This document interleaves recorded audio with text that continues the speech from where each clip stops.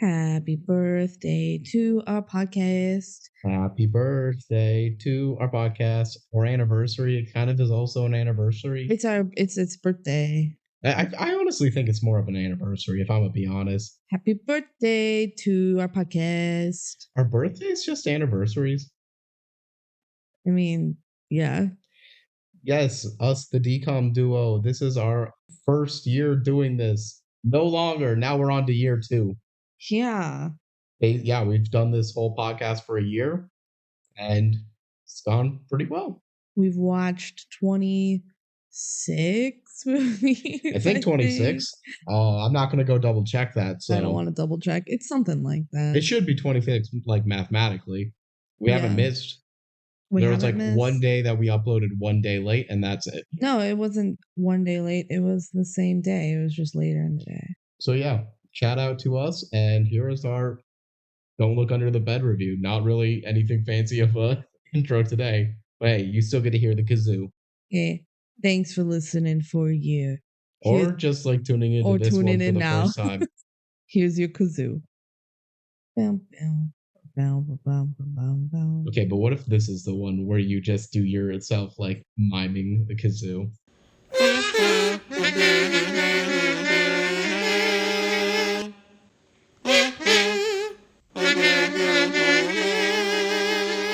Welcome everybody to the DCOM Duo podcast. Hi, I'm Benji. I'm Kelsey. And this is the DCOM Duo podcast. We're the DCOM Duo. We're the DCOM Duo. And today, we're definitely not under a bed right now. Yeah, don't look. Don't look. That's as good of a cold open as we would have had otherwise, so you're not missing out much. Yes, we watched Don't Look Under the Dead. Don't Look Under the Bed, not Don't Look Under the Dead. That would be spookier. Yeah.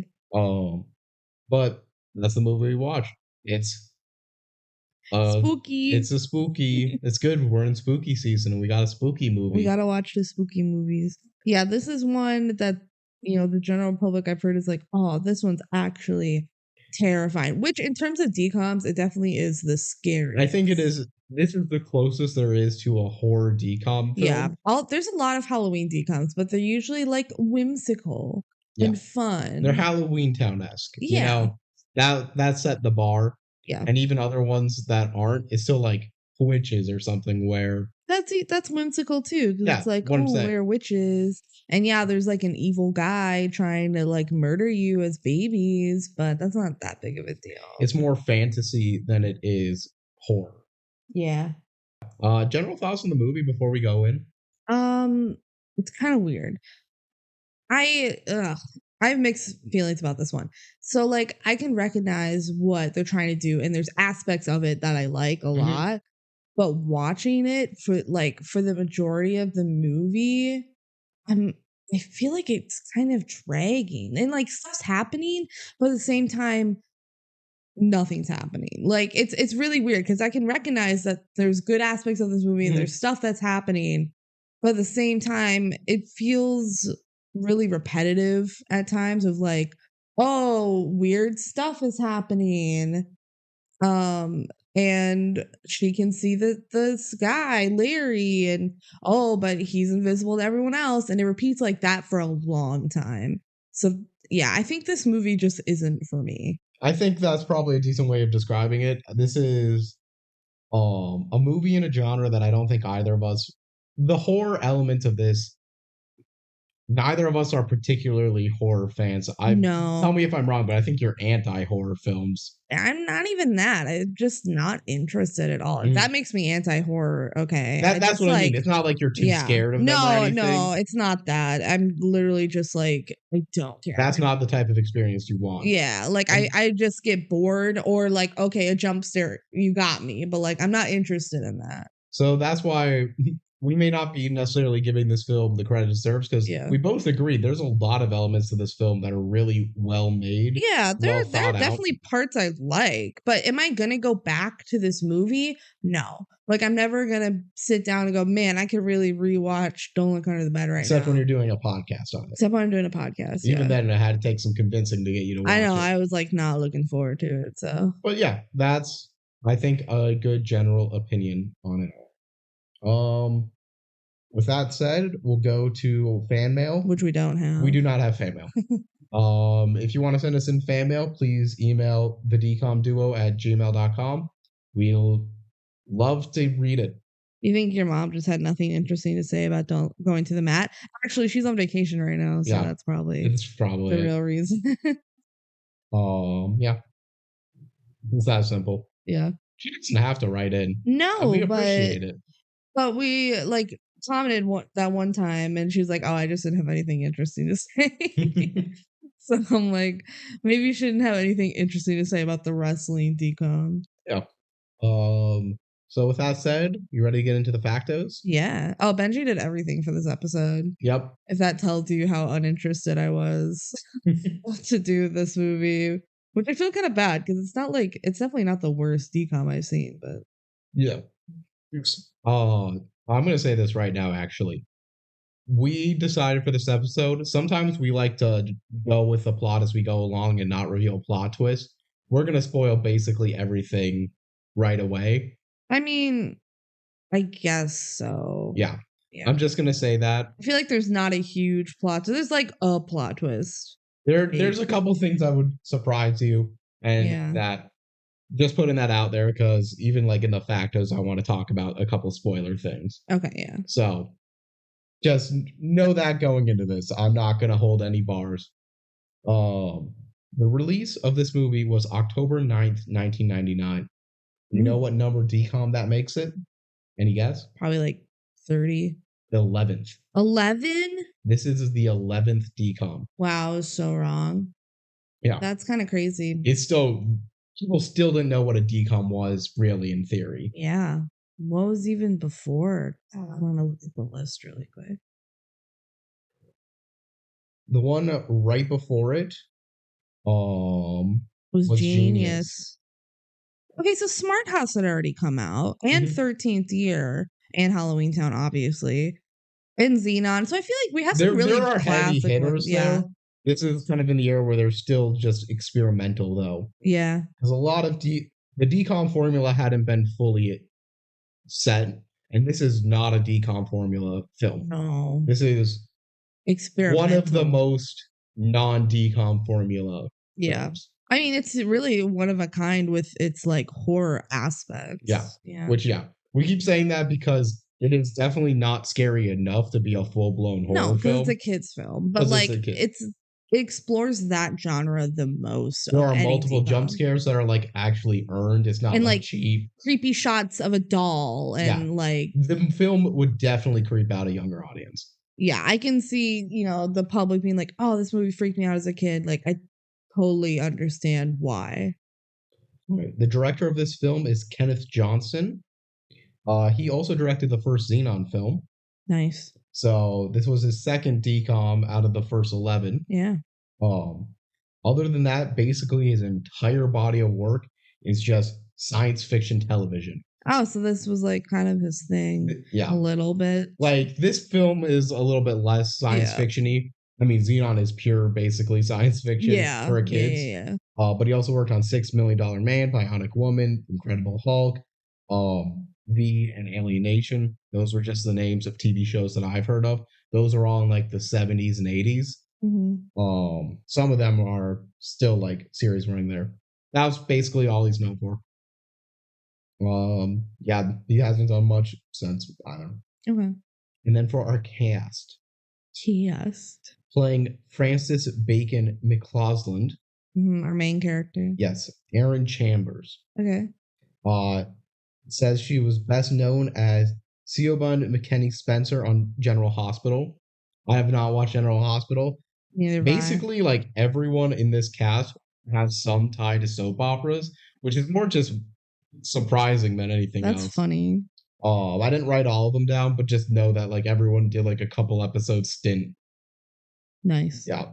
Other than that, she's done a couple small or recurring roles on TV shows like Scandal, NCIS, Bones, Veronica Mars, ER, Drake and Josh. Just like little roles. Like one or two episode arcs or things like that where they're not, a lot of those are big TV shows. Yeah.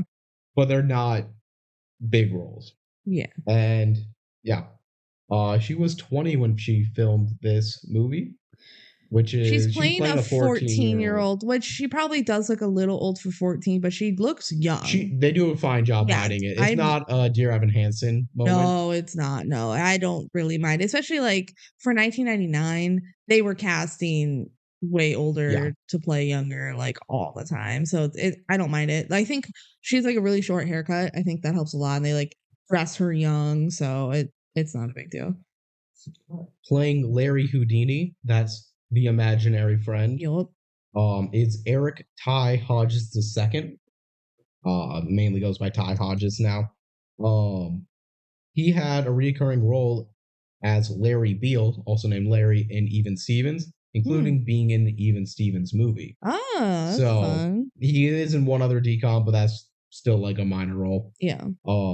Otherwise, just very minor TV and movie roles, nothing really special. And now he just directs, writes, produces, and acts in his own indie films. He's Oh, been doing that for a few years. okay. Yeah. Playing the mom, Karen, is Robin Riker, who is also in Brink and Read It and Weep. Heck yeah. So, also in several of these early DCOMs.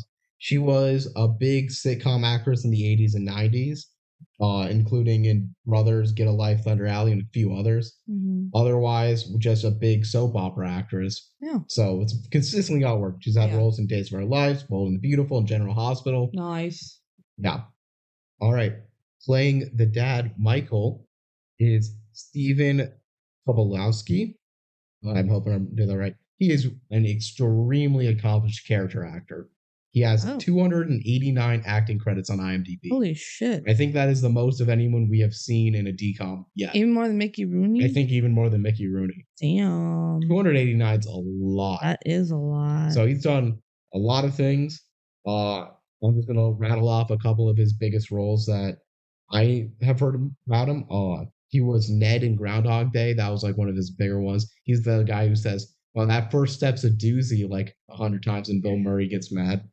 And then like recurring TV roles in The Goldbergs, One Day at a Time, Lee. Yes. Okay. Glee. Glee. He was Sandy Ryerson in Glee. And he has the line where someone's like, "Who's Josh Groban?" And he goes, "Who is Josh Groban? Kill yourself." I would like to point out, I am not a Glee watcher. Kelsey obviously is. Yeah. She quotes this line all the All the time time. as if it's the funniest thing in the world. It is funny. Okay. And anytime I see Josh Groban or he's mentioned, I say, "Who is Josh Groban? Kill yourself." Let me tell you, you'd be surprised how often Josh Groban gets mentioned in this household. Yeah, actually, kind of a lot. We don't even like follow anything Josh Groban related. I think you just like the line so much that you bring up Josh Groban. I just see him in things. He's kind of popular. Who is Josh Groban? Kill yourself. He's also in Silicon Valley and Heroes to finish off that list. Playing the role of the boogeyman is Steve Valentine. We've already talked about him in the Avalon High episode, so I'm not going to go too deep here. I think we totally missed in the Avalon High episode that he's in Don't Look Under the Bed. Because he's not like a huge character. I mean, he's like kind of the villain, but he doesn't have a ton of screen time, you know? Yeah. He's also in Teen Beach Movie and The Wizard of Waverly Place, the movie. Yeah, so he's like he's in 4 DCOMs. He's a villain in all of them. All of them. Literally all of them. Sometimes a twist villain, but little like typecast. Yeah. Or sometimes a villain that like kind of turns a heel. Yep. Some fun roles about him is he was Dracula in both of the recent Monster High films. Nice. So he's still at it. Yep. Just not on Disney Channel anymore. He was Alistar in the Dragon Age games. I think we mentioned that before. Shout out to Alex. He had one of the main roles on the show Crossing Jordan, which was a 6-season long NBC drama show, which had a surprisingly stacked cast. He also had a main role in the Disney XD show I'm in the Band. I remember hearing about that one. Yeah, I never really watched it. I never really watched Disney XD. Makes sense. Yeah. It wasn't marketed towards you as a woman. No, it was, yeah, it definitely was for boys, huh? Like, Disney XD is like exclusively, it was created to try and bring more boys into the Disney ecosystem. yeah. Because boys were going more to like Cartoon Network and Nickelodeon. Yeah, because Disney Channel, you think like Hannah Montana, Yep. That's So Raven. I don't know, Sunny with a Chance, Wizards of Waverly Place has Selena Gomez in it. Like, Big female leads with, or I don't know how kid television necessarily works, but that's definitely a thing. Yeah. And Disney XD was Disney's trying to get more boys into the ecosystem. Yeah.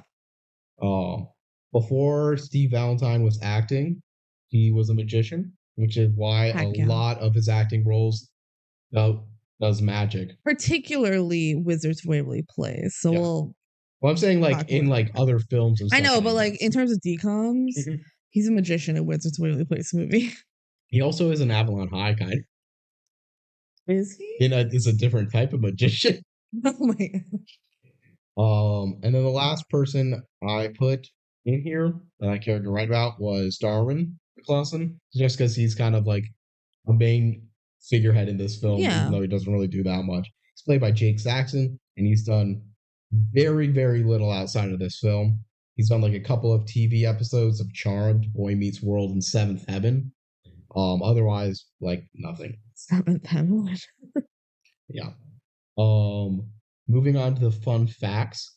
Yes. I have quite a few on this one, Heck actually. yeah. This was the second PG film that was a DCOM. Was the first one You Lucky Dog? No. They have a gun in that one. That was still G.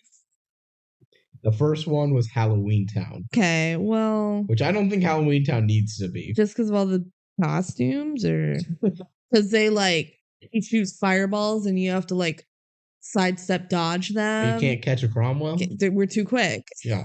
All of that to say, this definitely deserves to be PG. Oh yeah. Yeah. Out of any DCOM ever. Maybe prom packs. Oh yeah. Well, they say P in the V in that one. Don't they say ass in there too? Yeah. Okay. Well, they changed. They like dubbed a lot of stuff / cut around stuff in the Disney Channel release. On Disney Plus, they left it all in. So. Yeah. There was a disclaimer before the film. In part because parents were calling into Disney Channel saying this is film's too dark and scary to show it on Disney Channel. So don't. So they had like a disclaimer saying, hey, this is scary. Oh well. Initially though, the boogeyman was supposed to be much scarier. Like an initial like kind of dumbed it down. It was gonna look like a dark Crow-esque character that was barely visible on the screen. Oh, that is creepy. Yeah. They switched it to a Victorian rhymer, like a guy who rhymes, just to be more lighthearted and make it easier for the family. But I'm curious what the original design would have looked like. Yeah. And then here's the part that's going to spoil a little bit. Larry was not originally written to be a black role. It wasn't written with race in mind necessarily. Yeah. Once they finished casting and Ty Hodges got the role, Disney Channel apparently reached out to the director and they said, okay, what are we going to do about the kiss at the end? So at the end of the movie, Larry, the imaginary friend, and our main character, Francis, kiss. And so what was the actor's name? Ty Hodges. Ty Hodges. When he was cast, they're like, okay, well, you're going to get rid of the kiss, right? Because that's... Our Southern affiliates are not going to like that. Yeah. Because interracial kiss is... Yeah, interracial, black guy kissing a white girl. What the heck? That's not allowed. It's 1999. Yeah.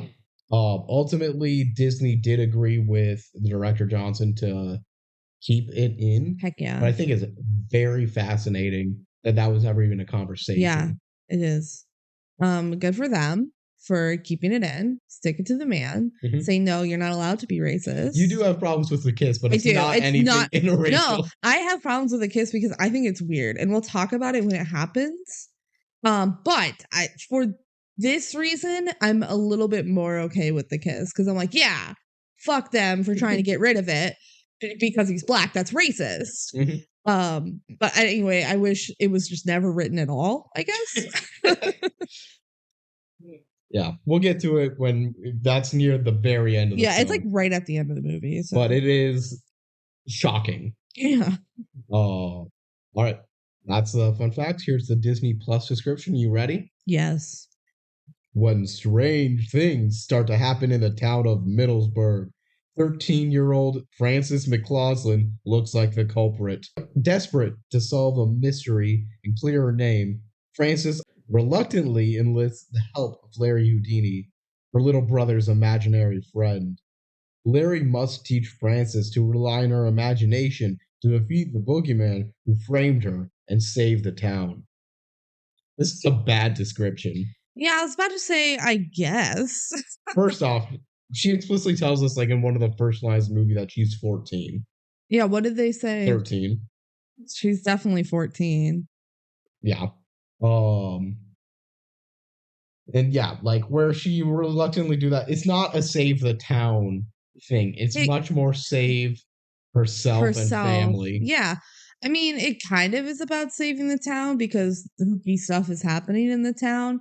But I think you're right that the motivation is more, it's more so her just trying to figure out what's happening. Yes, it's much more out of curiosity and like clearing justice her name. Yeah. Than it is trying to be a savior. Yeah. Which that makes it what it sounds like. Yeah. And also, I don't feel like Larry must teach Frances to rely on her imagination. I know that, yeah. That doesn't really fit. I mean, that is kind of how it resolves, though. So it's fine. Like for a description, I think it's fine because you're not going to go into actually what happens in a little description. So I'm fine with that part. Yeah. But in terms of Disney Channel descriptions, Disney Plus descriptions, do better. Hire us already. Okay. We're ready. We'll rewrite them. We have a script prepared. We will rewrite all of your descriptions and give you a new DCOM. We could genuinely, within a year, if given a reasonable budget, make, I think, a very good for our scale DCOM. And neither of us have film practice, so maybe I'm talking out my bum here. But we got Papa's Best Sauce cooking, and I think that would be very fun to actually make. It would be fun. Are you ready for us to do the DCOM deep dive? Yes. All right, let's get into the movie. It made it sound so dramatic. It was a very spooky creepy movie. So the movie opens up on like what seems like a schematic, maybe kind of blueprint-esque drawing of spooky goblin hands. It looks like a patent drawing. Yeah. I don't know why, but like, ooh, scary. And then it cuts to basically a drone flying through a city. Mm-hmm. Sure. And Frances is narrating. Yeah, Middlesbrough. This is Middlesbrough. And nothing much happens here. It's real dull here, but that's not true. And basically, the spooky, creepy shadow, it's the boogeyman. What? Just kind of haunts her. And it's creepy. It's creepy. And that's, yep. Uh-huh. And suddenly we see all the clocks in the house start going faster and faster. So like it's going up a minute, like every second. Yep. It's pretty cool. And suddenly all the alarms go off because the clock says 7. Yeah. So they all wake up and go meet in the kitchen with the rest of the family. The boogeyman through this whole film is going to be doing a lot of pranks. Basically, I want to call them pranks because I think that's what they are. They're pranks. I think we should run like a ranking of what's the funniest to the least funny. Okay, so far this one's the funniest. So far, putting the clocks ahead, pretty funny. Pretty funny. So the family's all very awake and they're very tired. Uh-huh. So not actually very awake. They're barely awake, but they're all there. We get to meet the family a little bit. There's the older brother Bert and the younger brother Darwin, who I don't need to describe so much because they're honestly not that much characters in this film. But they exist and they're all fighting like siblings because siblings fight. The mom's like, okay, I'll start making breakfast. What? We don't have eggs. Oh, well, that probably won't come back later. Yeah, so like, we have to eat like cold cereal because Oh, bummer, because they wanted a hot breakfast, I guess. The dad who sets all of his clocks to like Navy time. Yeah, he's like, I use the Navy website. Yeah. He So figures out the extra. time is actually 4:32 and everyone's clocks were at the wrong It time. was like 3 hours fast, Yeah. is what they say, I think, for the rest of the movie. So basically Francis is like, that's confusing. Oh well, there's gotta be a logical explanation somewhere. Wait for her to say this so many times throughout the movie of like logic. There has to be a logical reason. Science and reasons. I'm wondering if the director who only does science fiction like stuff is like, why aren't he always gets people going, why don't people just all the time say, man, isn't this weird? Isn't this not logical? There must be logical explanations. So she goes back to sleep, and Mr. Spooky Boogeyman, who we only really get to see his hands and stuff for a Yeah, long you don't time. get to see his They do a face good for job in long. this film at like being patient at revealing him. Yeah, It's something that's decent on but that. also, does it drag? Maybe a little. We see him open up a bag of dog biscuits and tied to like a rope and dangle it in front of his dog. Yeah, I cannot believe this works.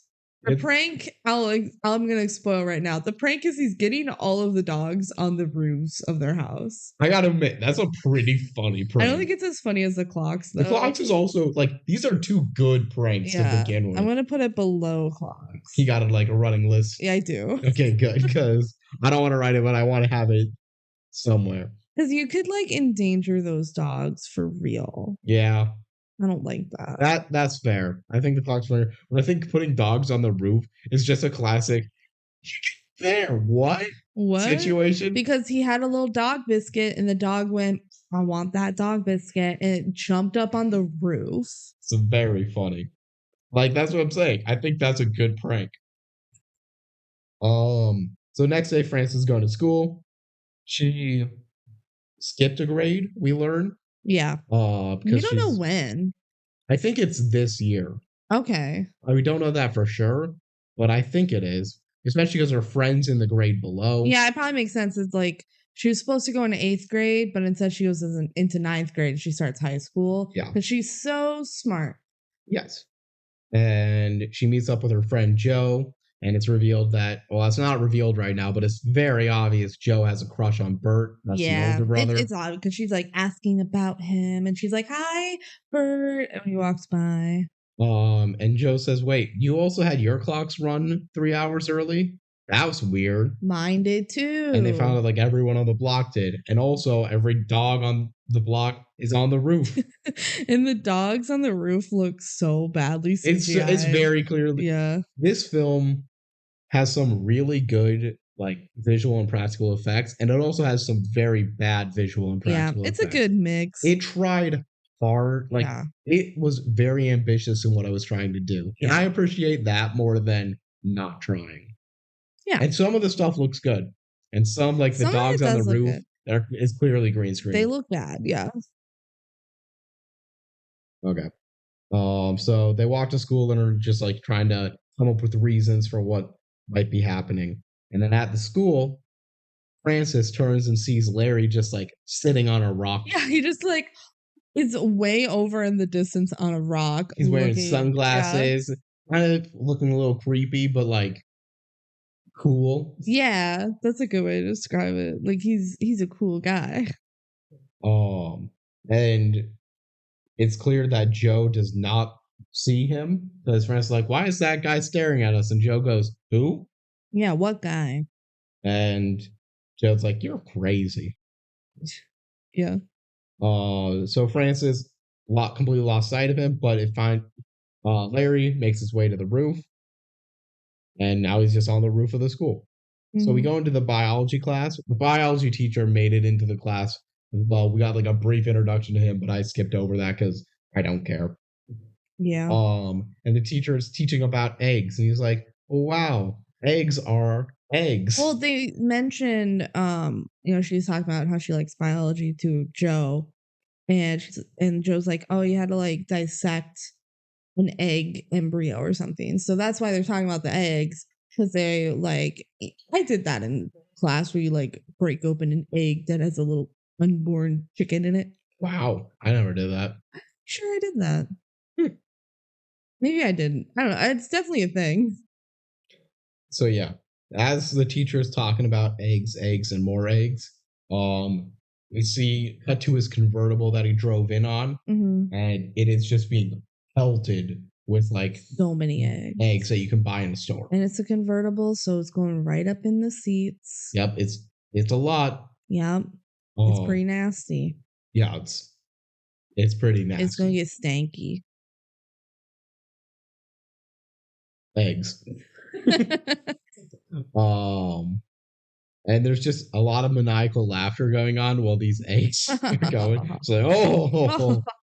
So Eggs. this is prank number 3. I think this is clearly the worst one. Yeah, the dogs on the roof was definitely funnier than the eggs, but it's a little funnier because he's like killing baby chickens by having his class dissect little embryos. It's a little fitting. Yeah, but it's not as good as putting every dog on the roof or making everyone wake up 3 hours earlier and making them think it's the wrong time. That was pretty funny. So yeah, I feel like there's some good ideas in here for pranks. And that take notes, kids. So Larry goes to investigate more on the roof, and he finds a bunch of empty cartons of eggs on the roof, and he's like, "Wow, that's weird. That's suspicious." Yep. Francis goes like gets talked to in class for talking to other people, and what's no, actually, teacher, like, did your clock start? Your alarms go off 3 hours too early? He's like, yeah. How do you know about that? It's like, I'm coming up with a list of people to see who all did it. Where it happened. Yeah. And it's like, wow, that's kind of weird. So he takes the list. He's like, let me see the list. She's like, yeah, here you go. And then, yeah, while the teacher's looking through the list, just some spooky stuff in the classroom happens. A skeleton turns its head toward Francis. Yeah. Basically, through this entire film, I'm going to try and not mention as much. Almost every moment there can be, a random, like, figurine head will turn it towards Francis. The skeleton moves its head. The dolls in a room move their heads a lot. Just random figurines do. Yeah. It happens a lot, which is completely fitting and normal. I just don't need to talk about it. Yeah. It's a very visual thing. Yes. And this is an auditory only podcast. Yeah. I can't just be like, and the head moved like this. I could have not moved my head there, and the joke would have landed the exact same. Yeah, let the record show he did move his head. Yes. One of the things that happens in the classroom is Larry's hiding behind what I wrote down as the muscle body, the one that kind of shows flesh and stuff in the human body, the not skeleton, the skeleton. But there's like gross muscles and organs. Yeah. And he's got his sunglasses still looking fresh as hell. Fresh as hell. Yeah. And the teacher kind of was like, what's she looking at? This doesn't make sense. But nothing really happens there. So after this, the teacher goes outside, finds out his car was egged. Oh no. Oh no. That's not good. And Joe and Francis walk home. Larry spies at them from the top of a roof where he's like has a dog, and also the dog has sunglasses. That was a good gag. Yeah. Can we put dog has sunglasses on the list? But that's not from the boogeyman. That's a Larry prank. Dang it. I guess Larry does kind of turn into a boogeyman. So if you want to count it, we can count it. It's funnier than eggs. Not as funny as them being on the roof.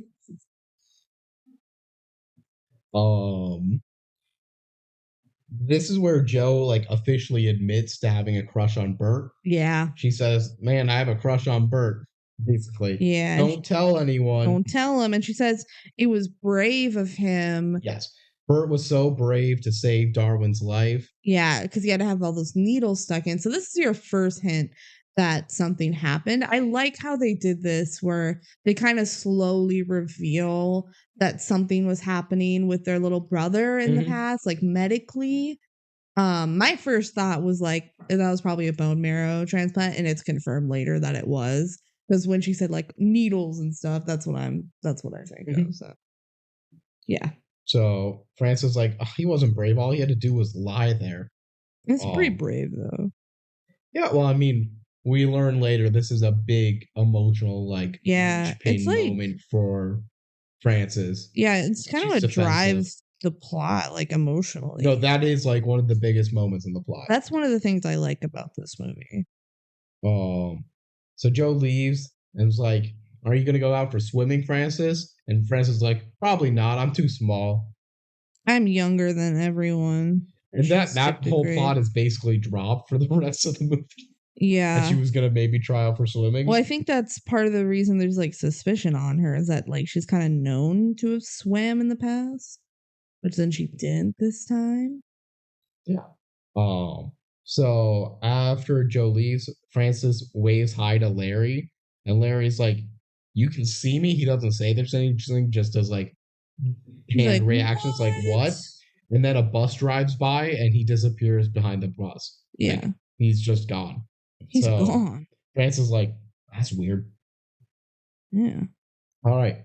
So after that, we get a lot more pranks to rate. nice. So here's one.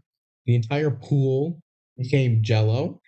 That's pretty funny. It's pretty funny. I think it's a little dangerous because a girl goes head first I think it's into the less funny jello. than dogs on a roof, more funny than dog with I sunglasses. think it's more funny than dogs on a roof. Oh, we have an Like the argument. pool is jello. I think dogs on the roof is funnier personally. I think Jello's funnier, and I'm in control of the You are in the list, so I'm control. gonna say Jello pool is better than Dogs on the Roof. Um, a bunch of bees got put in the principal's office. That might be That's last I place. don't like that There's one. nothing. I hate bees. There's nothing that's like inherently like clever about that. Yeah, Oh, the school bus has like entirely filled with water. that's crazy. That one's pretty good. That's that's a pretty good prank. I think that's better than the Jello pool I for also think sure. that's better than Is it Jello better Pool. than clocks? I don't think so. I think the clocks is an extremely But like, how the clever. hell did they get all the water in the bus? I guess you just open one window. You and, open like, one window, put a put it hose all in. in, drop it out. I It's not like there's a little bit of water. It is the entire thing is full of water. Yeah, so we're putting that below clocks. Mhm. Okay. And then everywhere in the town just has a bunch of graffiti A that says the bee. letter B. And it's like on the bottom of their shoes. Is that why it's bees in the principal's office? It's B for boogeyman. Yeah, but it's also B for bumblebees. But no, bumblebees are still low down. The graffiti is better than the bumblebees, but like it's nothing that crazy. It's pretty funny Although that it's like on their shoes and on their bags and like it's Yeah. everywhere. Wasn't it on a guy's head or is that it was me? it was everywhere. It doesn't stop. And there's like an extra aspect of it Like that we'll talk more detail later, but I think it could. What's the current list? right now we got clocks in first place, then the water on the bus, and then the jello in the pool, and then the dogs on the roof, and then the dog wearing sunglasses, and then eggs, and then bees. It's better than eggs. Yeah, For sure. Is it as funny as the dog wearing sunglasses? I think so. If I'm giving it credit for what they do with it later, Yeah. Okay. Is it funnier than the dogs being on the roof? it also becomes clear later on. Slight spoilers here that the boogeyman is trying to frame Francis for doing all these, Yeah. which it's very clear if you just use logic that it's not. But Mhm. that some of these have to be done with intent to make it look like Francis would do it. Um, I think I would put it above dog wearing sunglasses. Yeah. But do you put it above dogs on the roof? No. Okay. B. Graffiti. Cool. So yeah, no one knows like what's going on. No one has any good explanation for it. Tifa comes home. He's like annoyed by his eggs. I didn't count this as a goop, but there's another goop one later that you might say is not, but just remember this happens because it's He has disgusting. all the eggs on his back because Yeah. he had to sit in it. Yeah. I think there's 2 goops in this movie. I'm just gonna say that. Okay. um, then like that's just kind of the whole section here of that's everything there. But the boogeyman starts digging up the front yard. Well, you missed the guy, the teacher, when he gets home. The dog jumps on him because he Yeah. was on the roof.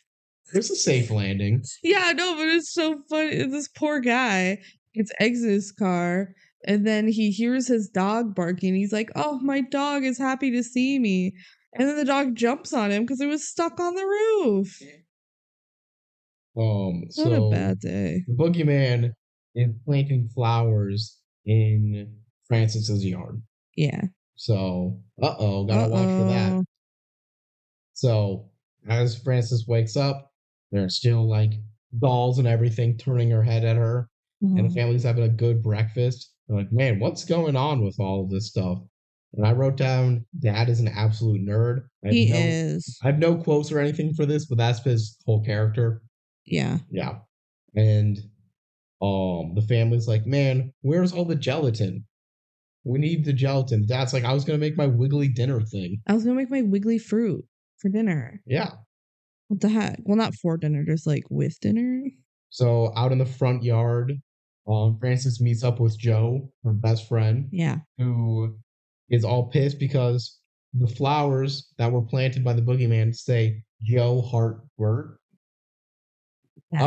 She promised you wouldn't spoil. You promised. The crush, and obviously no one else could have figured that out. Yeah, no one else knew. Where does the flowers rank as a prank? It's kind of mean. It's also just kind of like predictable. It works decent as a framing mechanism. It does work as a framing mechanism. It's better than the bees, bumblebees. I don't think it's as good as the eggs. Okay, I'm cool with that spot. So Joe storms off and we never see her again. She is literally gone for the rest of the movie. They name drop her one more time in the movie. Other than that, she is gone. And she's like a main character through this point. She's like third most screen time. Yeah, because it's like Fran's only friend. And then I wrote down, why do they have a creepy pig mailbox? Because they have a creepy pig mailbox. Yeah, it's like a pig mold on the, so it looks like the pig's coming out of the mailbox, and it's on the front, and it's creepy. I don't like it. Mm-hmm. No, I'm with you. All right, where was I? Pig mailbox. Yeah, why did it have it? So, Frances goes to school, and she's like walking into school.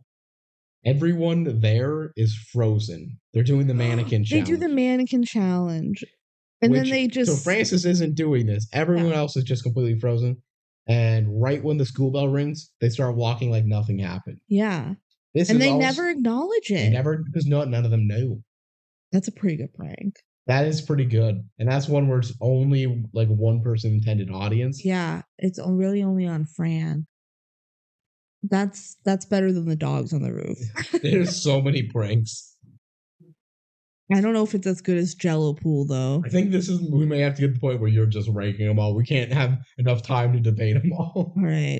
Mannequin challenge.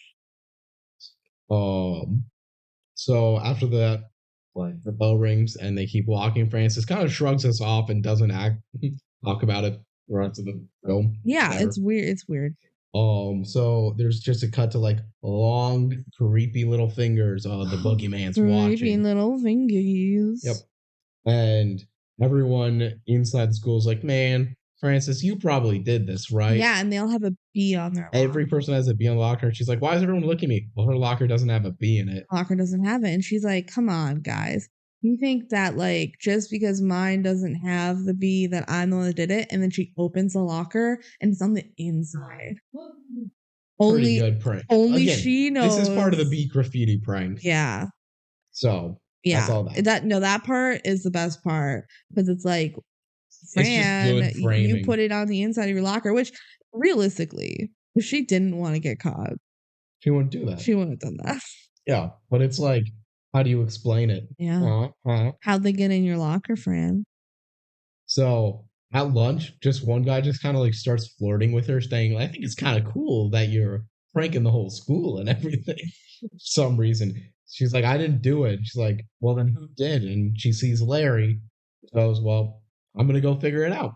Yeah. So she walks over to Larry in the whole cafeteria. And Larry is like, she's like, why do you run away from me? And Larry says, I didn't run away. I needed space to figure everything out. I didn't think you could see me. Yeah, nobody can see me. So he introduces himself. He's an imaginary friend. I'm Larry Houdini. Yes, Larry Houdini. Pretty cool guy. Pretty fun name. He goes and steals a dude's fry, and Francis is like, wow, that's rude. Also, why couldn't that guy see you? Yeah. Like, he's like, I'm invisible to everyone except you, apparently. Oh. And I'm an imaginary friend, but I'm not your imaginary friend. Yeah. That would be too easy. Yeah. Yeah. So Larry tells Francis, I think I was sent here to just come and help you. Help. Yeah, a voice in my head told me. Yeah, the guy in my head. Yeah. Because guy in head is God? He's conscious, is what I would say. But he gets like another assignment at the end of the movie. I don't know. It's kind of weird. Yep. So, Francis is like, I don't need that help. But Larry's like, nope, I'm going to help you. Also, I'm going to put on a little detective outfit and let you know that it's probably the boogeyman that's doing all of this. Also, you're being framed. And when this happens, Francis just stands up on a table and yells at everyone, hey, can anyone see this person? No, she goes like, can anyone tell me who this is? And there's no one there. He says his name is Larry, and everyone's like, that's funny. No one's there, Fran. You look like an idiot. Yep. So that gets her sent to the principal's office. Well, and the announcement comes like, can you please come to the principal office? I think it wasn't because of that. They were like just also calling her to the principal office because they think she did the B thing. Yep. Well, yeah, the principal explicitly asks, is your middle name Bacon with a B? With a B. And then the science teacher's like, you made the list. Yep. Obviously, you were just checking in to make sure all the kids coordinated with your prank. Yeah. So they're saying you're like the ringleader that's doing all of these pranks around town. Yep. So you're in trouble. And the guidance counselor and the teacher argue about which directions the clock moved. Yeah. They're like, fall forward, spring back. And they're just like arguing about it, which is really funny because that's something that's very common to like talk about in real life. Of like, wait, daylight savings, which way do the clocks go? Do we gain an hour, lose an hour? Yeah. So she's like, I can explain kinda who did it, or at least I have a lead or something. His name's Larry Houdini, and he's right there. Oh my god, he's right outside the office. Let's go get him. And none of them see him. Yeah, and she runs after him. Yep. I gotta also say, in every single scene, Larry has a different costume on. Oh, yeah. He's changing to like cheap Halloween costumes that like look a little better though because it's a movie. But think like he's a pirate. And then he's a firefighter. And he's a genie. Yeah, and then he's like a secret agent. Yeah, like he's just constantly changing costumes. Yeah.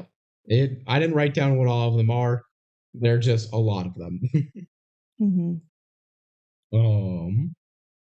So she chases after him. The principal and all the people in there chase after her. When she gets into the band room where Larry is, and everyone else didn't see it. And Larry's like, cool, you can hide here now. That's great. And Francis is like, nope, you're going to get told, I'm going to tattle on you. You're in here. And yells to everyone, he's in here. He's in here. There he is. He's right here. And she still doesn't really get that no one else can see him. Yeah, that's what I mean by like, it's so repetitive. They're like, Franny, you're doing these things. And she's like, no, I'm not. Larry, please come see Larry. He's here. And then no one can see him. And it just like happens like that for a while. Yep. This gets Francis to freak out a little bit because she's finally getting it. I mean, to be fair, if this is really happening to me, it would take me a while to like believe it. It's more realistic, but it's less entertaining. Yeah. To be like this. Yeah. But that's why I think this film strives for more realism in its fantasy than Mhm. other films do, which is just a different approach It's more than a bad logical, decision. and there's a logical explanation. Um, so they get the mom in to meet with the principal. And the Mhm. mom's like, my daughter would never do any of this or Yeah. anything. And they talk about how Darwin had leukemia and Bert donated the bone marrow to Yes. save him. And like, if that had any effect on her or if her Yeah, changing the grade had any because effect. one of the teachers is like, I have a theory that she has resentment because she had to donate bone marrow to save her brother. And the mom's like, well, it was my other son actually that donated. And the teacher's like, oh, Mhm. well, I guess there goes that theory. Yeah. Francis is trying to sleep on a bench, and like the creepy hand and like shadows and everything starts coming towards her and coming towards over, and says, "Can Franny come out to play?" Yeah, that was And spooks creepy. her. That was She like creepy. juts up. Um, yeah, and then the parents take her home basically. So the parents and teachers are like, when they're still talking, they're like, "Man, is Francis really behind this?" Mom actually thinks about it. Mom and dad's like, was it a mistake to make her skip the grade? The dad's like, power cleaning while this is all going on. Yeah, he loves to clean. Yep, that's a character trait of his. And the mom thinks, man, well, this has to be just a mass hypnotism event for all children.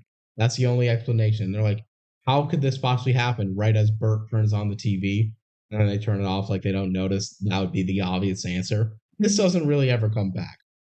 But then it cuts to commercial.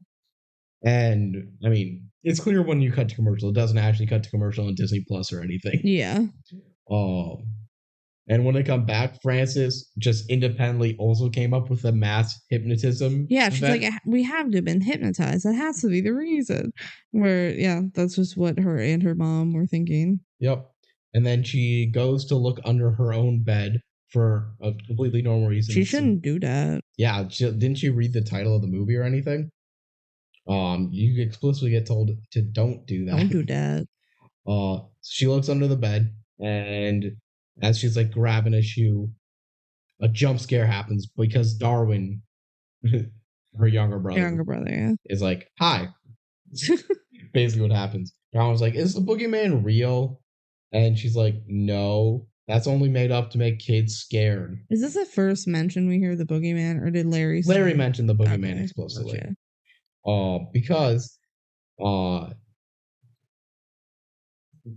Darwin says apparently this guy Larry was at the park telling all the kids about the boogeyman, and that's kind of creepy. But I Also, couldn't I see couldn't see him. him. Yeah. Yeah. All right, bye. Bye. So that is the lead that Francis needs to go and find Larry. And at the park, Francis and Larry have their classic little fight because they just argue all the time. Yep. We find out that little kids can all see Larry, all of them. Yeah. They just all can see him, interact with him. He's real to them. And Larry does some magic tricks. He's like, "Oh, voice in my head is what sent me here. Yeah. That's why I'm here. I'm here to go figure out what's going on." They go into a library to go research the boogeyman. They just both go in there, and Larry's like, "I'm gonna go find a book, but also I'm gonna interact with these kids who are watching a Peter Pan, like Yeah. read along." So they're watching like a TV that has a woman reading a book. Mhm. Is that a thing? I'd be surprised if it was in the late Mm. '90s. That makes sense to me. Who is supervising these kids? Is what Probably I the want to know. librarian is making sure they're staying at the table. I wonder if they're like from a daycare or something and they took like a little field trip to the library. So they're watching the screen and she's reading Peter Pan and she's like, clap your hands for Tinkerbell to come back to life, which is like a thing they do in the play, I think, of like, Yeah. you have to clap so that she knows you believe or something. Yep. So they And do. the kids do, and then the librarian goes, "Shush." It's just Even though that's like part of the thing. So Yep. shut up, librarian. It's just classic library shenanigans. So eventually Larry does find a book on the boogeyman, and Yeah. it's by Guy N. Head. So that reiterates he's not sent by the guy in his The head. guy in his head. And the book is dedicated to Larry. All of this really shuts up Francis, who's like, this doesn't make sense. Yeah. Um, so after this, Larry just goes and entertains the kids. He just like flips for them. He makes fun of the librarian. Yeah, He he jumps turns off the into TV. the TV. Yeah, he leans in the TV and he's like, "Oh, hey, Fran." And he's in the TV because he's like, the librarian's being mean by shushing the kids, so I'm going to go make them feel better. Yep. And while this is happening, Frances is like, okay, I'm starting to believe all this is real. And she goes and checks out the book in the library. Yeah, so I guess it's a real book. Yep, apparently. So she checks it out. Which is kind of weird that it's a real book. So Larry and Fran, I'm just going to start calling her Fran because Yeah. they do a bunch of Fran nicknames throughout. Larry Uh-huh. continuously calls her Fran. And she's always like, I'm Francis, but she doesn't actually say that. But everyone else calls her Francis. Whatever. They walk home. She's like, I'm really just trying to figure out who you are because I'm still confused about that. So it's like, I think you're a spaceman traveling that has some neuron thing where I'm the only one that can see you, except all the little kids can see you. I don't know. It's weird. And Larry just is only caring about busting the boogeyman. Yeah. That's his one track mind. Larry's like, he's probably under your bed, you know? That's where they live, under the bed. So she's like, okay, let's go home and look under the bed. And then as that happens, Larry disappears. Mm-hmm. So the parents stop her up going up the stairs because they want to talk with her. And then they have kind of like a weird little parent fight where they're trying to figure out the best way to parent them. And Frances just still goes to her room. Yeah. Yeah. So Frances goes and like starts to creep under her bed to take a look under it. And Larry jump scares her this time. There's always a jump scare. Someone always jump scares when you look under the bed. You can't look under the bed in this movie. Nope. Don't. Don't do Just it. don't do it. Don't do it. Yeah. And Larry's like, he's not there. It's fine. But he might be later. Yeah, so he's like out and about right now, or it doesn't work during the day. I don't know. I don't remember everything about it. But they're talking about boogeyman theories, and Darwin comes into the room. And Larry is like immediately lit up. He's he's like, oh my God, excited. It's Darwin. Darwin, do you remember me? And he's trying to talk with him, and Darwin just doesn't see him. He doesn't see him. He just is like, he's not here, only talking to Francis. Yeah. And it turns out, Larry is Darwin's imaginary friend. Yeah, but Darwin stopped believing in him. Don't forget, Larry had no idea Darwin and Franny were siblings. Yeah. Nothing. So that's the whole thing, and that really, really bums out Larry. Yeah, he's like, what the heck? And is does Fran say here that she told him to stop believing in imaginary? Yeah. Yep. So Larry's like, what the heck? It was you? You told him to stop believing in imaginary friends? What the heck? Yep. And Larry goes sicko mode. He gets big purple angry eyes. Yeah. That glow. Mm-hmm. It's like, you did this to me. How dare you? Like very evil, very kind of scary. Francis was like crying through this, saying he needed to trust doctors at that moment. He needed to not be so childlike. He needed to mature for all the medical things that were going on. Yeah, it was really scary.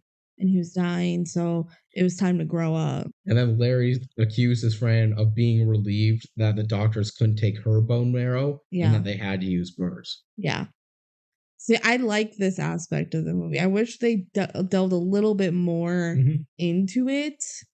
Because it feels very random when they bring it up. Like, and this where he's like, you felt relieved, where I like that they're delving into like those emotions.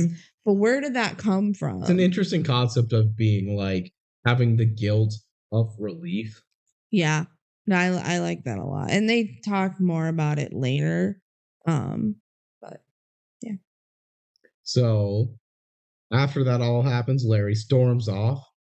And then we get to like nighttime, and there's a creepy glow starting to go below Fran's bed. What? The boogeyman? Whoa. So they escape into the night. The creepy glow does. Oh, okay. Yeah. Meanwhile, Larry, what he stormed off to, was just trying to interact with Darwin, basically. Yeah. But during this, he notices that the boogeyman is now on the roof. Yeah, and he puts the cover over Darwin's head. Was it the thing? to protect yourself from the boogeyman, you gotta put the cover over your head and then he can't get you. Yep, because logic. Yeah, that's totally how it Everything has a works. logic reason. Yeah. Yeah. So Larry wakes up Fran and goes, "Hey, let's go to the roof." Um, and they walk outside and they see a bunch of Christmas lights on the roof. Yeah. So that's something. And it's revealed here that Larry's been dressing up as Darwin's action figures. This is like a throwaway Yeah, line. so that's just an explanation of why Larry is how he is because Darwin created him. Mhm. So he just like is a personification of all these action figures. Yep. And all of this leads to Larry jumping up onto the roof to fight the boogeyman. And we finally get like a face reveal of the boogeyman. Yeah, but Fran can't see him, which is interesting. Yeah. Which I guess she doesn't believe. It's weird that she can see Larry though. They don't really explain. They don't really but explain it it's too not much. that important. No. But the boogeyman ties Larry up with lights and does some like Victorian rhymes. Ooh. Yeah, they like to rhyming rhyme. couplets is every line. It's nothing that important. Larry's freaking out trying to get Fran's attention, so he'll help him. And Boogeyman starts hinting that Larry's going to turn into a boogeyman himself. Yeah, it's like, oh, do you see your eyes are changing and your nails are growing? Mm-hmm. You're going to be just like me. You're going to be a boogeyman. During all this time, Fran's going to the garage to grab a ladder. Yeah. And as she gets it, Larry falls down, knocking the ladder out of Fran's hand. And it breaks the window at the top of the house. Yeah. Near the parents' room. She's in trouble. So yeah, the parents see that whole thing. Yeah. And then suddenly the whole town loses power. Mm-hmm. And then all the Christmas lights go out on the house. Think of the Lampoon Christmas. National Lampoon Christmas Vacation. Yeah, you know how when their house lights up, it's like so bright. Yeah, it's like that. Except it caused the whole power outage of the town. Yep. So it's very obvious that like, oh, it's Fran's house lit up. This is the cause, everybody. Where does this prank? What a prank! It's less funny that the power goes out because it's nighttime, but it's still pretty funny though because all the lights go on. It's like, haha, it's Franny. I'm gonna say above B graffiti, but below dogs on the roof. Okay. So, yeah, all the lights are up there. And then the next morning, the family's all woken up to do breakfast and stuff. And wow, literally, there's just tons of news reporters outside their house. They're like, hey, why'd you fuck up the town? And they're like, no comment. Still trying to figure out what's going on. They're like, hey, we're in the newspaper. That's not good. Yeah, and the dad's like, we need to figure this out. And the mom's like, give her some space. Okay. The mom's just trying to do this in the best way possible for Fran. Yep. Like, don't berate her. Okay. Yeah. She's going through a lot. So somehow Fran sneaks out of her house and gets into the garage. Yeah. Like, I don't know. They can go outside and not be berated by the news, but they also can't be. Well, she probably just went through the door through the garage. Well, they're like outside for part of this scene. So I guess they left. They're like, they won't answer anything. We're fine. We're gonna leave. And they just have a classic Fran and Larry talk. Yeah, they talk a lot. Yeah. Larry's like, I don't know if I can die. I never really thought about it. Which, yeah, he's not like a person. Mm-hmm. He's imagined. Larry is using the book to come up with theories to catch the boogeyman. Mm-hmm. And he's like, oh, we just have to make like a centrifuge. I could totally do this. Yep. And Larry makes a comment like, man, I can't believe your dad does the cleaning in the family. Yeah. Just a like, random gender roles. Gender roles isn't a thing in your family? Like your dad likes to clean? That's crazy. Okay. Dumb. Yeah. Just mentioning it because you can't have a 90s movie without some weird reference to gender roles that age badly. Good for this movie for having a man that likes to clean and a black man in a wet girl kiss. They're really so progressive. Snaps. So the boogeyman normally targets kids. it's told about, so neither of them really know why Francis is being the one targeted. Yeah, what the heck is going on, you guys? This is crazy. So they're building the centrifuge, and suddenly it cuts to a black and white, like Yeah. Frankenstein movie Yeah, parody. because she's like, yeah, give me a demonstration. And he's like, I'll give you a demonstration. He's like pretending to be Frankenstein. Because Frankenstein's the doctor. I don't know if you know this. The doctor's name is Frankenstein, and the monster is not named Frankenstein. It's a thing. It's a thing. Have you ever heard of Frankenstein or the monster? So they're doing all the centrifuge. It's alive. Wahaha. They don't actually say that. But let's do it on this milk. Yep. And suddenly curdled milk goops all over them. It's so gross. We have a gooping. It's thick. It's an undeniable gooping. Yeah, it's real nasty. Yeah, it's not good. And then Franny looks at Larry's hand and goes, "Huh? Why are your fingers so long and creepy and your nails like huge?" Yeah, and he's like, I'm trying to bite them. So Fran is suspicious and then kind of leaves to just go up and get cleaned off. Yeah. And Larry freaks out. He's like, my hand. My nails. Meh. So we cut to Fran like cleaning in her room. Yeah, she's in her room, not the bathroom. The bathroom. Yeah. So she like took a shower because she had icky, gross, chunky milk on her. So she took a shower. And then she's looking in the mirror. And Larry's inside the mirror. In the mirror. It's a cool guy. I like this special effect. Oh, yeah. Like, some of these special effects are really well put together. Because then he comes forward. This passes in today's age. Yeah, he comes forward and he climbs out of the mirror. It's really cool. Through the mirror. Yeah. Which do you think they had like a double pretending to be her back and then she was inside the room as he stepped out? Or was it like green screen? I mean, it could have been that. There's a lot of ways that it could have been. Yeah. I know. I liked it. Clever editing, cool. Clever cutting. Yeah. It was a good done thing. But Larry's like, okay, first off, I'm not saying this out loud. He's not, actually, but he's very clearly concerned about turning into a boogeyman. He's like filing his nails. He's freaking out about that. But he says, we got to make boogie goo. Yeah. Okay. Do they explain what boogie goo is? It's just a food that boogeymen find like it. Irresistible. So is it to like bait him? Yes, the plan is to make the boogie goo, lead him to the centrifuge to catch him with the centrifuge. That makes sense because I was confused because he makes the boogie goo and he's like, this is delicious because he's turning into a boogeyman. Mm-hmm.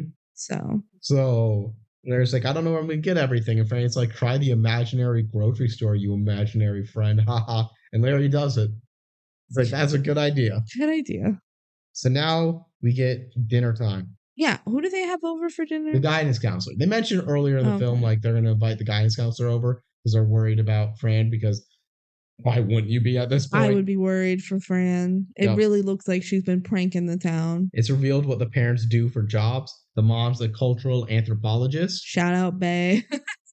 And the dad works in solid waste. Ew. So that's there. And then Fran is like, can I be excused?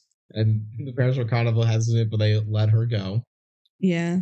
And she goes to the kitchen and finds Larry in there. And he's like, I'm making boogie goo. And she's like, wow, it really stinks in here. It smells terrible. Well, yeah, every ingredient basically is just a disgusting object. And he mentioned that he blended Bert's sock. Yeah, because he needed sweat. So and he didn't clean it out. He didn't clean it after. So this is the same blender that the family used to cook their meal. Yeah. Ew. Ew is correct. So the mom comes into the room and is seemingly confused about Fran cooking. Yeah, she's like, why are you cooking in here? It smells so bad. And Fran's like, it's a home ec. And she's like, you don't take home ec. And she's like, exactly, that's why it's at home. I think I just want to learn how to cook. Mm-hmm. And it's so nasty. So Fran's like, I'm going to go take this out. Don't worry. Tries to grab the pot, but it's too heavy. She can't lift it. It's because Larry's in there. Yeah. So she can't lift it. It's just impossible. And the mom leaves, and then Larry... no, the mom's trying to have a heart-to-heart with her. Like, we need to tell each other the truth from now on. Like, let me know everything. Okay? Yeah. And Fran's like, no, that would be too easy at this point. So it cuts to the rest of the people at the dining table who are eating the fancy pudding the dad made. Yeah. And They're like, this is delicious. It's got like a little bit of nutmeg in it. But then suddenly she's like, wait, I got a sock in my mouth? Well, no, she just pulls this thing out, and the kid goes, "That looks like Bert's sock." Which, no, it didn't. It was just one, like, cloth strand. How did he know that was a sock? Because the kid told us. Oh, okay. Obviously. So the mom goes out to try and deal with all of that, and it's revealed that Larry went into the goo. Yeah, so he was in the pot, and then he climbs out of the pot. He climbs on the pot, and he's all gooey. How is he in there? This is the second goop to me. Okay, but he didn't get gooped. He gooped himself. But we didn't see it happen. He just climbed out. It's not like goop got sprayed at him or anything. He just is covered in goop. I think it counts. Okay. I'm the goop. You're the goop expert. And you're the prank expert. Exactly. I think this is a valid situation. And again, I would consider the eggs if you were like argued against it, because he didn't try to get himself egged, the teacher. And it was disgusting little egg goop. Yeah. But I don't think that one really counts. Okay. But regardless, those are the two goops that I think were there. And Larry like takes a lick off of his body and goes, "Wow, this tastes pretty good. It's so yummy. Yummy, yummy. Yummy, yummy goop." And Fran is like kind of worried. And says like, "I think you're turning into a boogeyman." And Larry's like, "Ugh." Just no, I'm not turning into a boogeyman. And he's like, "Yeah, you are your eyes and your fingernails." Larry storms off. And Fran chases after him. He throws a spoon as well. So after Larry and Fran storm off and they threw the spoon on the ground that had boogie goo on it, Darwin walked through the kitchen and just very absentmindedly, it's not believable, honestly, in the acting, but whatever. Just walked through the goo. Yeah, he stepped on it. Dun, dun, He's dun. tracking it through the house. Oh, what a mess. So, Fran finds Larry, who's freaking out in Darwin's room. He's clearly a bit disfigured, and he's not showing his face. And Fran finds out that abandoned imaginary friends turn into boogeymen. Yeah, she looks in the book and is like, "Oh shit, that's where boogeymen come from. It's all your imaginary friends you stop caring about and believing, but too soon." Because obviously people stop stop believing in their imaginary friends as they grow up. But if they stop believing too soon, like when they still need their imaginary friend, that's what turned them into boogeymen. That turns them into boogeymen. Yep. And Fran starts to feel really guilty that she made Darwin stop believing and that she's not able to help this time. Like, she won't be like, "You don't tell me I can't help." Like, I was told I couldn't help with the bone marrow. Yeah. Yeah. That's something that still clearly struck a chord for that. Darwin comes in. They're in Darwin's room, don't forget. And Fran's like, "Hey, can we have some time? I'm having a conversation here." Darwin's like, "With who?" "I don't care. Can I go into your room?" And she says, "Sure." Yeah, she's like, "Give me some time alone." And he's like, "You're in my room." And she's like, "Just leave me alone." And he's like, "Okay, I'm going in your room then." Yep. So Larry finally shows himself off, and he's partially a boogeyman. Like, his face is starting to get creepy. Yeah. Everything. It's pretty kind of scary. Ooh, ah. And Larry's like, "Man, I really want some boogie goo. Oh, I'm gonna find some upstairs." And like, they find some steps in there. They've realized, Darwin fracked in some boogie goo. Yeah. Where's Darwin? They gotta go get him. Suddenly, Darwin, who's just playing on Fran's bed, gets pulled under the bed by the boogeyman. Pretty scary. Yeah, pretty freaky. Pretty freaky scary. So Larry finds out that the boogeyman also licked Darwin's shoe. He goes up to their room, up to Fran's room, and it's like, "Man, this is Darwin's shoe, and I licked it, and it tastes like a boogeyman lick. Ew." Ew. Oh no. Oh my god, the boogeyman has Darwin under the bed. Dun dun dun. In like Boogie Land. And Larry's like, okay, I'm gonna go into the boogie world to go save him. Don't follow after me. It's too dangerous for Fran's you. like, I'm gonna follow you. And Fran, yeah, she's like, I'm gonna do it. I couldn't save my brother before. This is really like scaring me. Yeah. Yeah. I have to go save him. Fran says, Larry, you were right about me being relieved that I couldn't donate because I was scared. And Larry, who's still like half boogeyman at this point, so it's like, hey, it's perfectly logical to be scared. Don't worry about that. And he uses her own like thing she's been saying this whole film of everything has a logical explanation. Yeah. It's like it was logical to be scared. Yeah. That's a scary situation for you. Yeah. So Larry dives into the boogie world. Fran tries to follow him, but she gets pulled out by her dad. Another jump scare from looking under the bed. Every time she looks under the bed, someone stops her. Yep, 3 times it happens. And the dad's like, "You're not going anywhere. You're not going under the bed until you tell me exactly what's going on." So Fran's just like, "Okay, I'm gonna tell you the full truth. There's this boogeyman. It's pretty creepy. I'm trying to save Darwin. He's under the bed right now." And the dad's like, "You should probably talk to your mom. You'd be more comfortable." This is too much to handle for me right now. It's decently funny. I like that one. Yeah. And then Fran dives into the boogie world. Yeah, and to be clear, it's like a magical portal. Yes. And that I really like when she crawls under the bed, all of a sudden she's like climbing up a cliff, and it was cool. It was a good transition. I like the transition. Again, there's a ton of visual effects that they go for in this movie, and the success rate's like 50%. Yeah. And I appreciate that way more than a film that does one effect good. I would rather see ones that fail, but see a lot of cool things. Yeah. And this film had multiple really good effects. Mm-hmm. And like there's more good ones still to go in this film. Yeah. So now they're in the boogie world. So she's like climbing up a cliff after crawling under the bed. Yeah. And she's dangling off. But Larry pulls her up and is like, I thought you'd follow me. Yup. I mean, she said she would. So. Yeah. So now they're in the boogie world. And it is what is under her bed, kind of. Yeah, there's like a sandwich, and there's she's like getting attacked by worms on her moldy peanut butter and jelly sandwich. Yeah. But they're very tiny compared to all of the items that there are. Yeah, the items are big because they're in this like kind of alternate universe under the bed. I don't know, it's fun. So they talk about why the boogie is after her specifically, and Larry's like, "Did you ever have an imaginary friend?" She has. No, never. But she's hesitant. Yeah, she definitely hesitated. Ooh, does she have an imaginary friend? I don't know. Yes. So they go into a toy car. Very small plot point. Larry had like a toy car he wanted to give back to Darwin.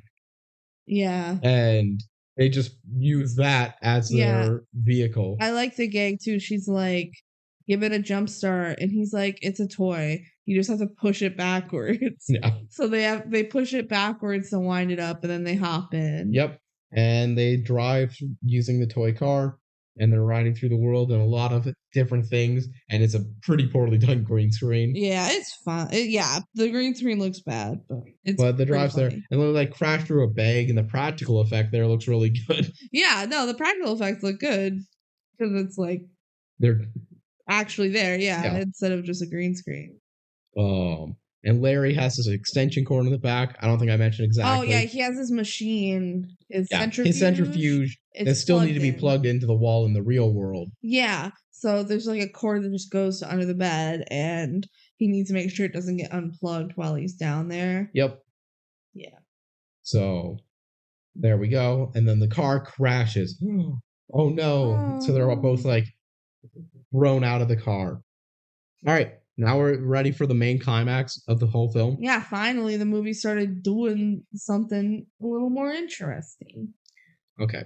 So they're like taking matters of the situation. They're figuring out what the best things to do. And Darwin yells out, "Help! Help!" He's trapped in a dirty sock. He's in a It's like sock. completely like tied up, kind of, but he can't see anything. He's just stuck in a sock. Yeah. Um, the boogeyman shows up as Fran's like fumbling with the net, not the net, the sock The to sock. get him out. They never like show an opening to this sock anywhere. It seems to just be It's like a tied cocoon. up. Yeah, but I feel like it should be easier to get done, but whatever. Not when it's tied in a knot like that. Um, and Boogeyman's there about to trap Fran in a net. Yeah. Yeah, it's just kind of like a fish net or something. I don't know. Mosquito net. Like, I don't know. And Larry sees this and rolls a toy eye at the Boogeyman to like bowl him over, like Oh bowling. yeah, it's like the size of a bowling ball, but it's an eye. Yep. And And he's it like knocks him over. bowling for boogies. And he knocks him over. Woohoo! Yeah, and he tries to start the centrifuge on the Boogeyman, but Uh-oh. it was unplugged. Which I totally saw the point where it gets unplugged because he's like getting stuck for a while. All of a sudden he's running normally and the cord's not pulling him anymore. I'm like, did that get unplugged? Yes, it did. So I'm glad It was well put in. consistent. Yeah, it was consistent. So that was good. The Boogeyman pretends to like struggle without it, but Yeah, he's like, fine. oh, you got me. Oh. Just kidding. During this whole time, Fran and Darwin are still just struggling with the sock. And she's in the net too, right? Yep.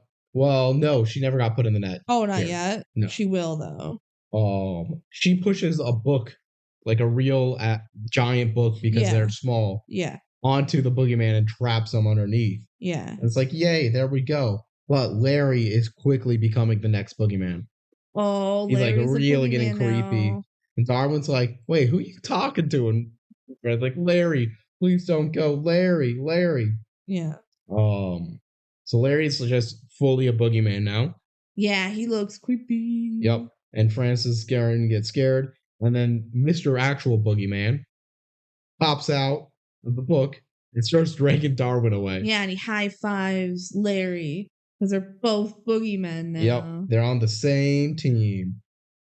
Larry really went switch teams. Yeah, he's evil now, so he's gonna throw Darwin off the cliff. By Larry, and Darwin's getting like dragged towards the cliff. Yeah.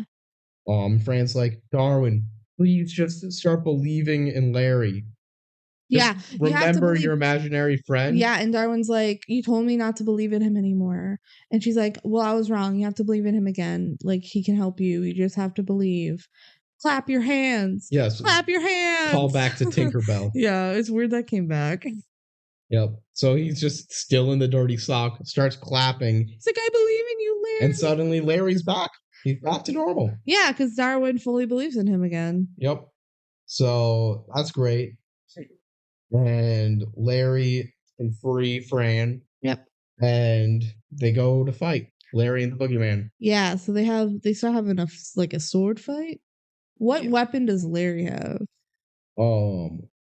So Darwin's still in the sock over all this, and there's a bunch of fights happening. The sword fight, basically Larry has a pen. That's what it is. He has a pen, and he's like, the pen is mightier than the sword, mightier than two swords. Because the sword that he's talking about is the boogeyman's fingernail. Pretty gross. That grows really big like a sword. Yep. And then he's like, the pen's mightier than the sword, and then the boogeyman grows a second fingernail. He's like, well, it's mightier than two swords. So they start fighting with those. Yep. During their fight, the boogeyman tries to impale Larry using his nails, and Larry dodges out of the way, but it stabs into the sock. Yes. And everyone's scared for a bit. Well, luckily, Darwin responds back with the banger of a line of, I'm okay, but I'm not happy. So good. Darwin, are you okay? I'm okay, but I'm not happy. Yeah, I don't know why anyone would think he would be happy at this point. So funny. So it turns out a pen is no match for fingernails. Ew. Yeah, unfortunate. But Fran has been making a battery this whole time. Yeah, so there's the giant battery, like it's a normal battery, but they're small. Okay, how many times do we have to explain this, you guys? Come on, catch up. It's a giant battery, and she finds a paperclip, so she just like wraps it around the the plus and the minus, which actually, that's not how that works. I guess it's just on the plus side because she doesn't have it touch both sides of the battery. I don't know. I wasn't Whatever. paying that much She attention. wraps it around the batteries and then plugs it in, I guess. Well, haha, the centrifuge starts up, and suddenly the boogeyman ages a ton, and like an old woman starts being like, No, I'm so old. but ultimately the centrifuge still fails. It failed. It didn't work. Why didn't it work? Because reasons. It didn't have enough Maybe power. Larry made it badly because he was turning into a boogeyman. I don't know. Oh. Darwin pops out of the sock because the hole was apparently enough for him to pop out of. Yeah, he just kind of ripped through the little hole, I think. And Fran's like, oh yeah, I know how to stop you. I'm not scared of you, boogeyman. And the boogey's like, no way, you're scared. Franny. And she's like, Franny? Why are you calling me Franny? Yeah, this gets revealed like a couple of lines minutes earlier in the scene, but I didn't really write it down. Yeah. She's like, only one person ever called me Franny. I'm sorry, Zoe. Ooh, Zoe. Dun dun dun. Oh my god. The boogeyman turns into Zoe. Zoe was her. They grab hands. Friend. Well, the boogeyman's still the boogeyman. Yeah. Also, isn't it kind of funny that she's like, only one person ever called me Franny, and it was someone I made up in my head. She just wanted to be called Franny. Yeah. Yeah.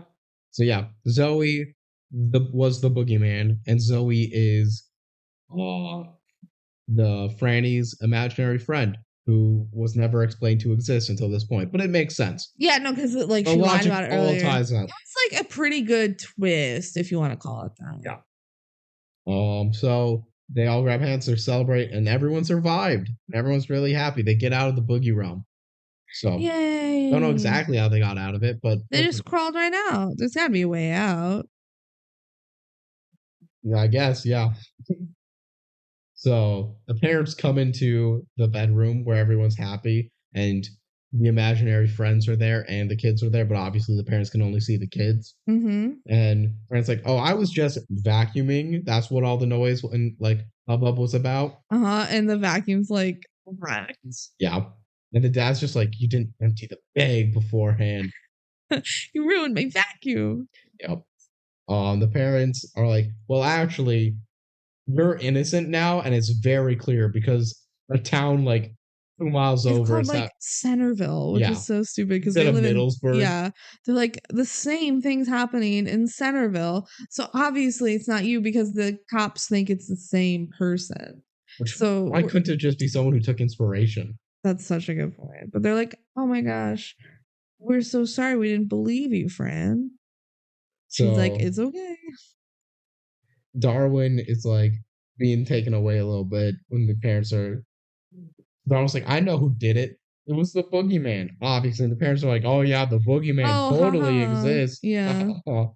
And Darwin's like, "I'm so happy I can believe in you again." Yeah, he's talking to Larry. And the parents are like, "Oh, that's kind of a weird thing to say to Franny." No, they don't. They think it's cute. They're like, "We're happy we can believe in you too, Franny." Yep. Like they fully don't know what the conversation's actually about. So the parents leave Larry, Zoe, and Franny all together. And Zoe's like, "Actually, it's Boogie Person." Yeah, she keeps correcting Larry because Larry's like, "Oh my gosh, the boogeyman was a woman," and she's like, "Boogie Person." Okay. It's not fireman or firewoman, it's firefighter. I don't know. That's the same energy it feels like to me. Mm. And yeah, it's revealed that Zoe was Fran's imaginary friend, like officially. She stopped believing in her once Darwin got sick. Yeah, so like she felt like she had to grow up. Yep.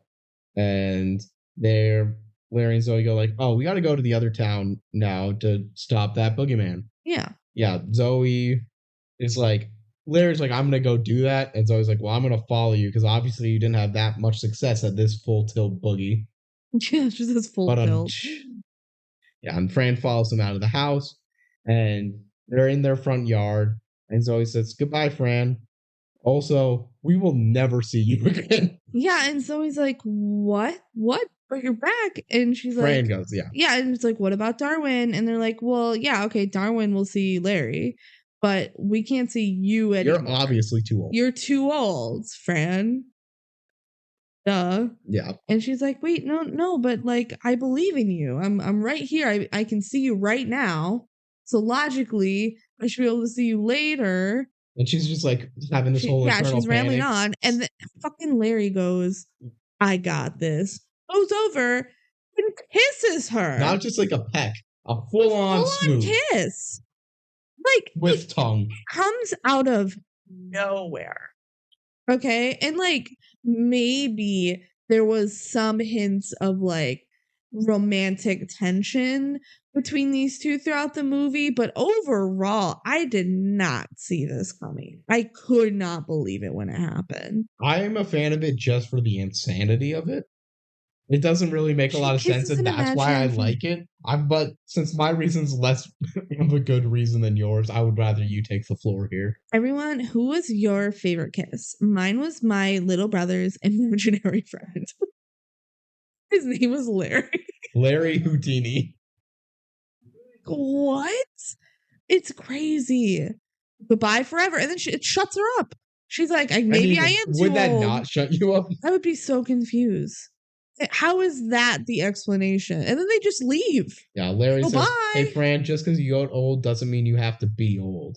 Bye. Bye. Smooch. Goodbye. Like, it's so weird. I still don't like the kiss. It's such a decision to me that I can't help but to appreciate it. It makes me think about this movie way more than if it didn't happen. The two things I remember from this movie is they kissed and it was weird, and Darwin said, I'm okay, but I'm not happy. That's what lasted for me. So now we get finally to the end. Yeah, a little resolution. Darwin is scared at night, so he crawls into Fran's bed. Mm-hmm. And Darwin's like, I'm scared about getting sick again. And Fran's like, you should probably talk to Larry about that. He'll give you some advice. But Larry said to get advice from Franny. So she says, well, being afraid doesn't help, but it's normal to be afraid. That's a logical decision. Mm-hmm. Yeah. And then they fall asleep in her bed. Yeah, and the ghost friends appear over them. Yeah, they talk about how like adults are also afraid. They just kind of pretend like they're not.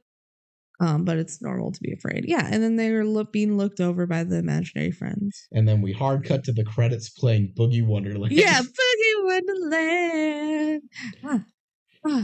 Dance. And that's the movie. That's the movie. It's kind of weird. And you kind of like it? No, it's kind of weird, and I kind of don't like it. Is my opinion on it. Again, I think this film does a lot, and I appreciate its ambition in a lot of ways. And I don't think it's necessarily badly made. I just don't think it's a genre that either of us really care for. I wish I liked it more, because there's definitely parts I do like.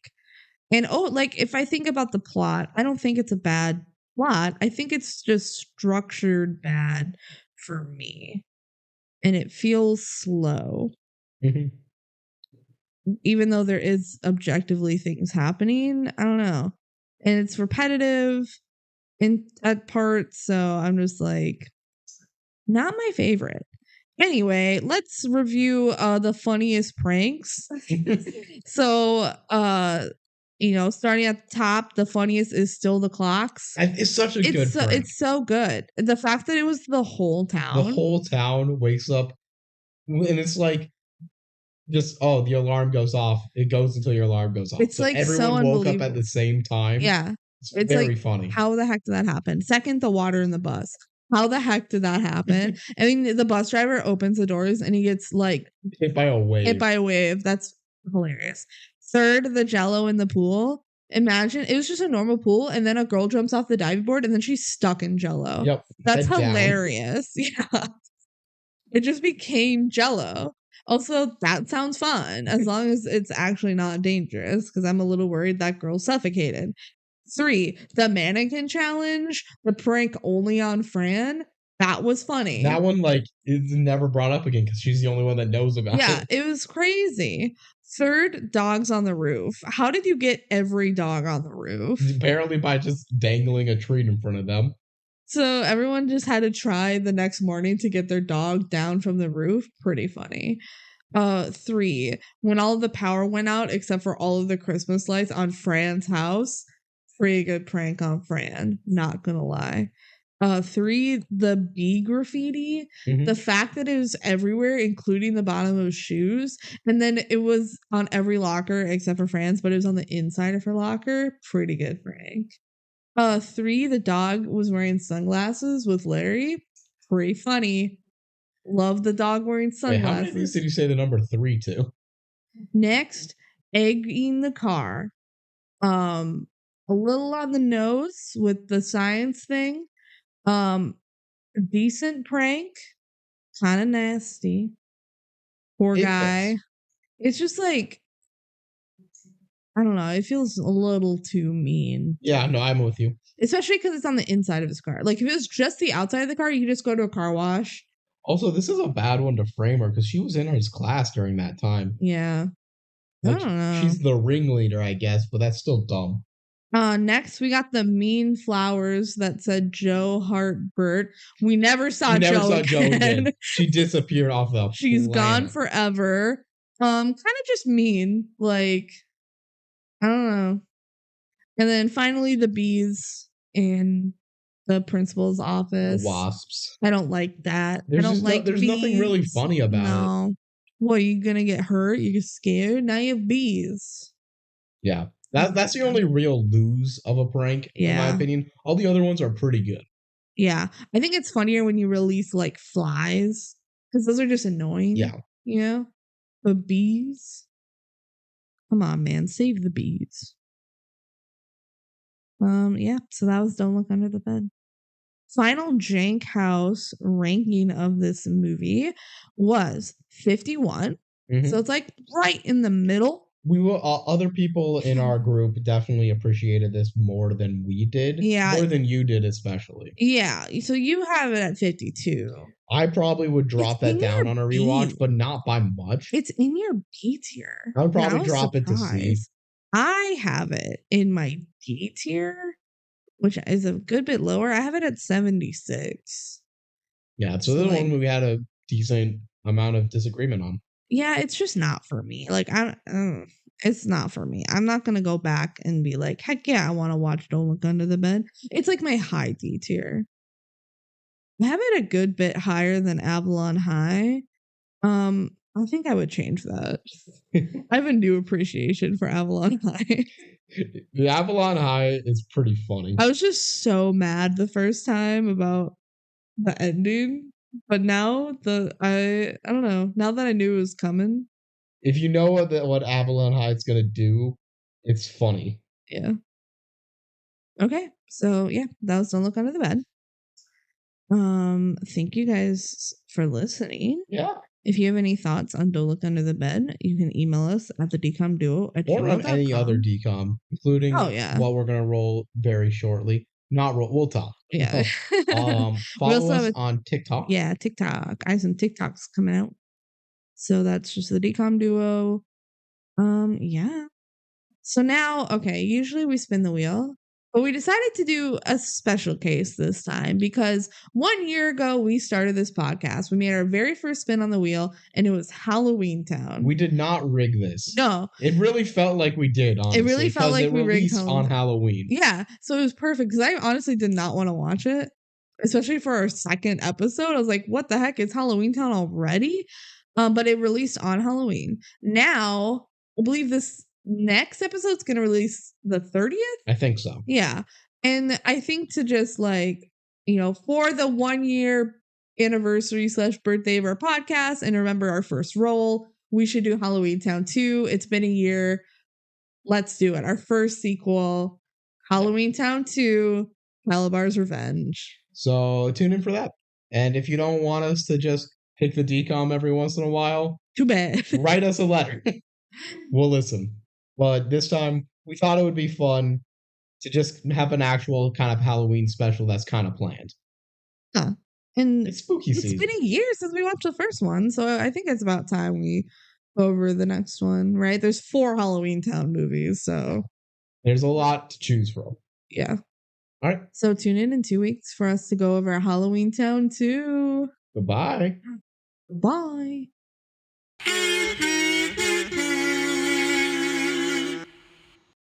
scenes from our next Did episode. they switch how they spelled Calabar? Wait, how do you spell Caliban? Is it with a C or a K? This is confusing. Wait, is it a K when he's good or a C when he's evil? Or Is wait, this a town just full of Halloween people? I've never seen this before. let's organize our socks. Oh, I still don't like Dylan. Trappa.